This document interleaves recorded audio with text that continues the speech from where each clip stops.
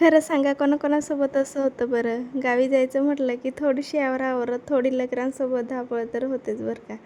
सगळं सकाळीच आवरून घेतलं, स्वयंपाक केला, लगेच जेवायला बसलो. जेवण झाल्यानंतर मी भांडी घासत होते आणि प्रिशच्या पप्पांनी लगेच गाडी धुवायला घेतली. का तर लगेच आम्हाला गावी निघायचं होतं. नवरोबांनी गाडी धुतली. जो काही सामान गाडीत ठेवायचा होता तो त्यांनीच ठेवला. माझं काम होतं ते फक्त पाण्याच्या बॉटल गाडीमध्ये ठेवायच्या आणि एवढं करूनसुद्धा आम्हाला 12 इथंच वाजले होते. असो, नंतर लगेच निघाला आमच्या प्रवासाला. जास्त लांब नाही आहे बरं का.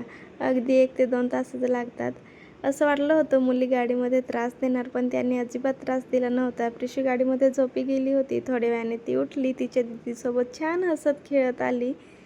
मम्मीकडे आल्यानंतर लगेच त्या मातीमध्ये सुद्धा खेळायला बसल्या होत्या. तिची फ्रेंडसुद्धा आली होती आणि तिघी मिळून छान अशा खेळत होत्या. थोडा वेळ खेळल्या आणि लगेच निघालो माझ्या सासरी. असं वाटतं मम्मीकडे आले की 2-3 दिवस तर इथंच थांबावं, पण ते शक्य नव्हतं का तर आम्ही 2-3 दिवसांसाठीच आलो होतो. पुन्हा मला जायचंसुद्धा होतं.